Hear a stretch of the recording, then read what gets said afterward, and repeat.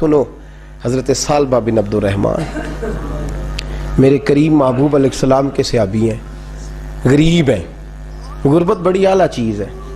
ہاں ہاں، غریبی بڑی نعمت ہے، یہ آزمائش ہے، اس میں کوئی شک نہیں.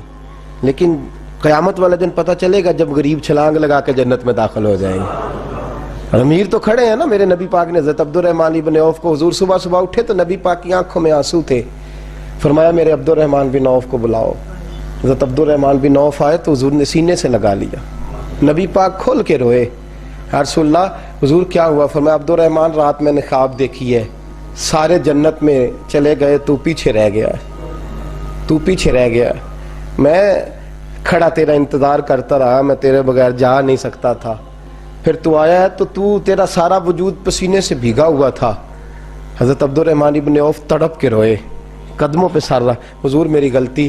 فرمایا یار تیرے پاس مال بڑا ہے، تجھے حساب دیتے دیتے لیٹ ہو گئی، تیرے بیگ کھل گئے، تجھے حساب دینا پڑ گیا، تو لیٹ ہو گیا، میں پریشان ہو گیا. حضرت عبد الرحمن ابن عوف نے 100 گھوڑا مال اوپر رکھ کے حضرت عبد الرحمن نے حضور کی بارگاہ میں پیش کیا. کہا یا رسول اللہ یہ. اور پتہ ایک دن کیا ہوا؟ ایک دن سرکار کے وصال ظاہری کے بعد حضرت عبد الرحمن ابن عوف نبی پاک کے گھر کے دروازے کے باہر آ کے بیٹھ گئے اور یوں سر کو پکڑا ہوا ہے، رو رہے ہیں. حضرت ام سلمہ حضور کی زوجہ باہر آئیں. کہا بیٹا عبد الرحمن کیا ہوا؟ جب پوچھا کیا ہوا تو اور کھول کے روئے. کہا کیوں روتا ہے؟ کہا اماں جی جب تک میرے محبوب حیات ظاہری میں تھے مجھے بتاتے تھے یہ مال نہ کما، یہ کم. میں حضور سے بات کرتا تھا تو حضور روک دیتے تھے. اب مجھے ظاہراً بتانے والا کوئی نہیں، مال کے ڈھیر لگ گئے ہیں. آج حساب کرنے بیٹھا ہوں تو حساب نہیں ہو رہا. سوچتا ہوں اگر میں پھنس گیا تو مجھے کون اس سے بچائے گا؟ آپ محبوب کی زوجہ ہیں، میری ماں ہے، میں آپ کے پاس آیا ہوں، اماں جی مجھے بتائیں میں کیا کروں. تو حضرت ام سلمہ بھی رو پڑی، کہنے لگے محبوب تھے، میں کہاں ان کی ترجمانی کر سکتی ہوں، میں نبی پاک کی ترجمانی کیسے کروں؟ کہا اماں جی خدا واسطے مجھے کوئی حکم دے دیں، مجھے لگتا ہے عبد الرحمن برباد ہو جائے گا، ہلاک ہو جائے گا، خدا را مجھے کچھ بتا دیں، اتنا سارا مال ہے میں کہاں اس کا حساب دوں گا، مہربانی فرمائیں، یہ تجارتیں میرے گلے پڑ رہی ہیں. حضرت ام سلمہ کی جب منت کی تو فرمانے لگی جا بیٹے آدھا خیرات کر دے. کتنا؟ 2.5% نہیں، کتنے فیصد ہے؟ 50%، 50%. حضرت عبد الرحمن ابن عوف گئے اور 50% خیرات کر کے کہنے لگے اماں میں نے 50% دے دیے، میں بچ جاؤں گا نا، میں بچ جاؤں گا، میں دے آیا ہوں آدھا. تو حضرت ام سلمہ فرمانے لگی میں نبی پاک کی بارگاہ میں سفارش کروں گی تیری، اور نبی پاک اللہ کی بارگاہ میں سفارش کرے صلی اللہ علیہ وسلم. حضرت ثعلبہ بن عبد الرحمن، حضور دعا کر دیں، غریبی ہے. میرے نبی پاک نے فرمایا تجھی اس حال میں ہے بہتر ہے. کرتے ہیں حضور نہیں دعا کر دیں. فرمایا تجھی اس حال میں ہے. تیسری دفعہ پھر آ گئے، حضور نے دعا کر دی. 4 بکریاں تھیں، چند مہینے گزرے، کچھ تجارت شروع کی، چھوٹے موٹا لین دین شروع کیا تو 40 ہو گئیں. کچھ وقت اور گزرا تو ریوڑ بن گیا، پھر گائیں بھی آ گئیں، پھر اونٹ بھی آ گئے، پھر لائنیں لگ گئی. پھر ہر وقت حضور کے قریب بیٹھنے کو دل کرتا تھا. اب لین دین کے معاملات تھے، اب ذرا طبیعت تھوڑی پیچھے ہٹنے لگی، تھوڑا دل پیچھے ہٹنے لگا. پہلے 5 نمازیں مسجد میں، پھر زور اثر کی چھٹی، میری طرف دیکھو اور دیکھو میں کیا عرض کر رہا ہوں. پھر زور اثر گئی، پھر کچھ وقت گزرا تو مغرب بھی گئی، پھر اتنی بڑی حویلی کوئی نہیں. پھر باہر جا کے مدینے سے ڈیرا لگا لیا، جمعے کے جمعے آتے. زکوٰۃ کا حکم آ گیا 2 ہجری میں. حضرت ابو ہریرہ رضی اللہ تعالیٰ عنہ امیر زکوٰۃ مقرر ہوئے. 5 اونٹوں پر 1 بکری، یہ زکوٰۃ ٹھہری. اب جب گئے نا اونٹ گنے اور بکریاں گننے لگے، اوہو 1 کروڑ پہ 2.5 لاکھ کس نے دیا تھا؟ دعا کس نے فرمائی؟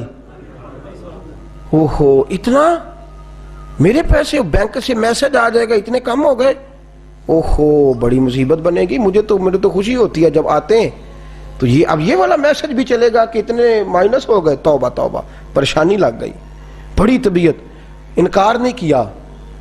کہنے لگے حضور سے جا کے عرض کرنا میں خود آؤں گا، اور جہاں محبوبیت ہو وہاں اتنے لفظ بھی بے ادبی ہیں. وہاں ٹھہر جاؤ، سوچتا ہوں، سمجھتا ہوں، غور کرتا ہوں، یہ جملے بھی وہاں توہین ہوتے ہیں۔ محبوب ہو اور وہاں انسان سوچ سمجھ کی بات کرے، وہاں انسان، بابا بلے شاہ صاحب نے کہا عقل آخ دی چگے نو سام کے رکھ، عشق آخ دے بال کے سیکنا چاہیے ہے۔ کہا جا کے کہنا میں آؤں گا۔ سب کی زکوٰۃ لے آئے، در رسول پہ آئے، حضور نے فرمایا پہلے سالبہ کی بات بتاؤ۔ پتہ تھا نا پہلے سال، حضور اس نے کہا تھا میں آؤں گا۔ حضرت ابو ہریرہ کہتے ہیں نبی پاک نے ٹھنڈی آہ بھری، آہ ٹھنڈی، فرمایا ہلاک ہو گیا ہے۔ اس کو کہا تھا نہ اس چکر میں پڑ، ہلاک ہو گیا، ہلاک۔ حضرت ابو ہریرہ فرماتے ہیں 2 باریک باریک آنسوؤں کے قطرے بھی میں نے محبوب کی آنکھوں میں دیکھے۔ اپنا ہے نا تو دکھ ہوا، یار میرا اپنا تھا، ہلاک ہی ہو گیا ہے، کدھر چلا گیا ہے۔ ان کو بھی بعد میں خیال آیا، او ہو میں تو غریب تھا، یہ آیا کدھر سے تھا، میں تو غلامی رسول میں آتا گیا تو رب میری عزتیں بڑھاتا گیا، یہ میں کس چکر میں پڑ گیا۔ آئے لائنیں بکریوں کی لائے، حاضر کی، حضور وہ میں نے کہا تھا حضرت ابو ہریرہ سے میں خود آؤں گا، حضور میں خود لایا ہوں۔ فرمایا محبوب نے مجھے تو نہ بتا، میں تو سمجھتا ہوں، میں نے کہا تھا تو میں آ گیا ہوں۔ فرمایا چل اٹھا، دوڑ جا، لے جا۔ حضرت ابو ہریرہ فرماتے ہیں انکار محبوب نے سالبہ کو کیا، لیکن آنسو ابو بکر صدیق کے بھی نکل گئے۔ فرماتے ہیں درد عثمان غنی کو بھی ہونے لگا، تڑپ مولا علی بھی گئے۔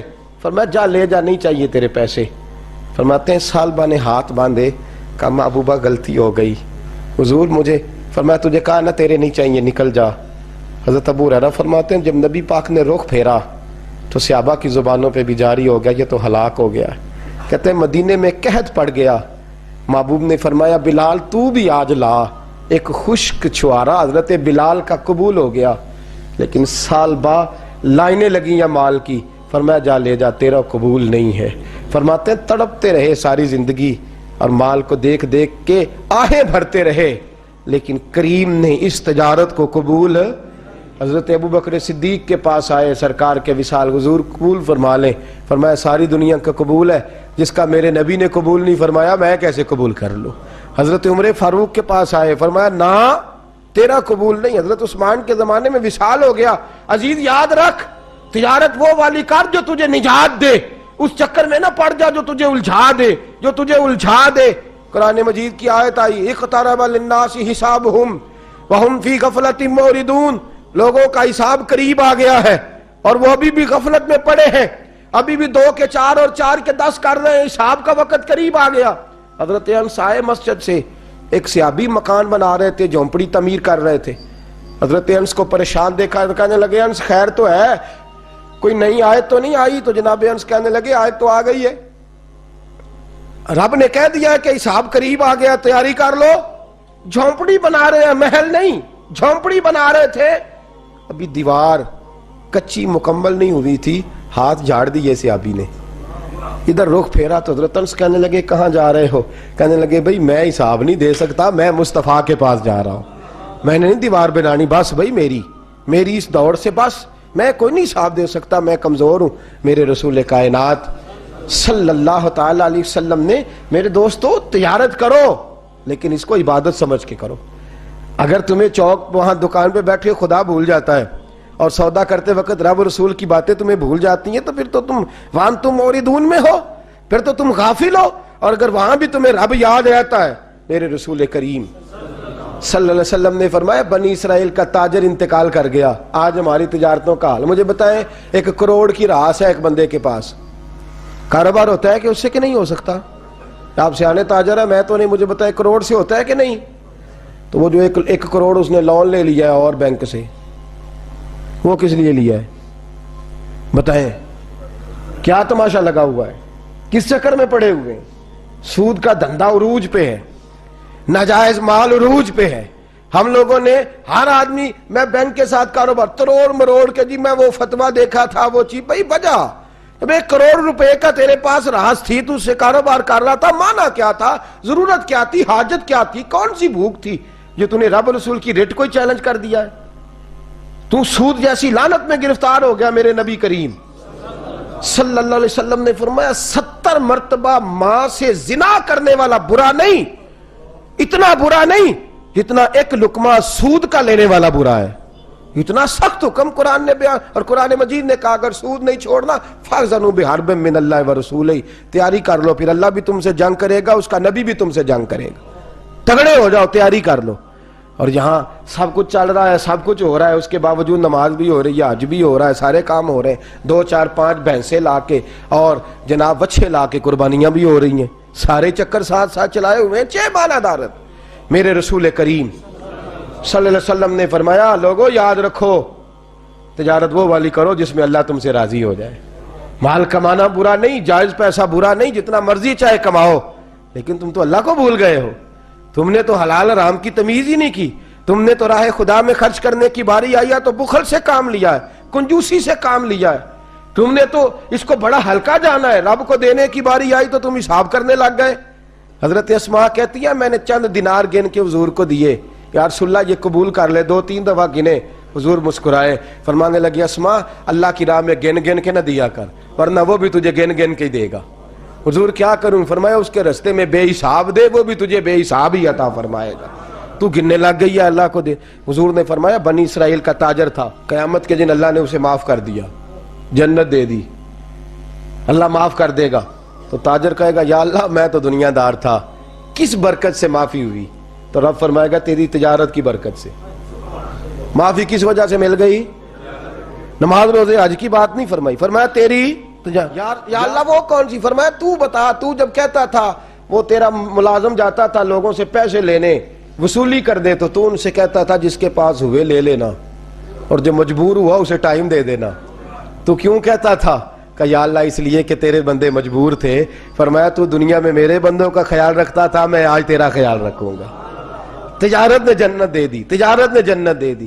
ہم آسانی نہیں کرتے، نرمی نہیں کرتے، بلکہ میں نے دیکھا ہے چودھری صاحب سوٹ لین گئے تھے، انہوں نے آندے نے آ جان کے پیسے تسی لے جاؤ، کہتوں آ جان گے، اگلا لے کے آیا، نال کریڈٹ کارڈ جیب میں ہے، وہ چیک بک ہے، اور کئی اس نے چیزیں رکھی ہوئی، انہوں نے تو لے جا۔ اور غریب عورت بیچاری، اس کی بچی کی شادی ہے، ماڑی ہے نا بی بی، وہ دکان پہ چڑھی ہے اور اس نے کہا وہ والا سوٹ دے، تیرے والا نہیں، یہ اماں تیرے خدا سے ڈر، اللہ سے ڈر، تو کپڑوں میں بندوں کو تولتا ہے، تو جیبوں میں لوگوں کو تولتا ہے، تو لوگوں کو وزن کرتا ہے ان کا، اماں تیرے والا نہیں، تو کو چھوٹی گل کر، ڈر اللہ سے، تو لوگوں کا وزن بنائے گا، وزن بنانے والا میرا رب ہے، طاقتیں دینے والا میرا۔ ہم نے مالک دکان کے کرایہ دار ہوتے دیکھے ہیں، اور ہم نے بڑے بڑے تاجر یہاں تجارت کرتے تھے ان دکانوں پہ ملازمت کرتے دیکھے ہیں، بے پرواہی ویک سجن دی جتھے کسے دی پیش نہ جاوے، انہیں تاجاں والے در در رولے، منگتے یا تخت بٹھاوے۔ اپنی زندگی میں تجارت کر اس رنگ کی کہ تجارت تجھے جنت کے اندر داخل کر دے۔ یہ چند آداب تجارت ہیں۔ آئندہ جمعہ میں بیان کروں گا کہ والدین انتقال کر جائیں تو کون کون سے حقوق اولاد کی ذمہ داری ہوتے ہیں، وہ کچھ حقوق میرے اعلیٰ حضرت نے بیان فرمایا۔ میری خواہش ہے کہ آپ سارے جلدی آ جائیں، اور بالخصوص جن کے والدین ظاہری طور پہ اس دنیا سے چلے گئے وہ ذرا زیادہ ہی جلدی آ جائیں۔ کچھ چیزیں ہیں جو ہمیں سیکھ لینی چاہیے، اور وہ ہمیں شروع کر دینی چاہیے جو ہمارے لیے نفع کا باعث ہوں۔ ہمیشہ مدحت خیر الانام میں گزرے، دعا ہے یہ عمر درود و سلام میں گزرے۔ آخر دعوانا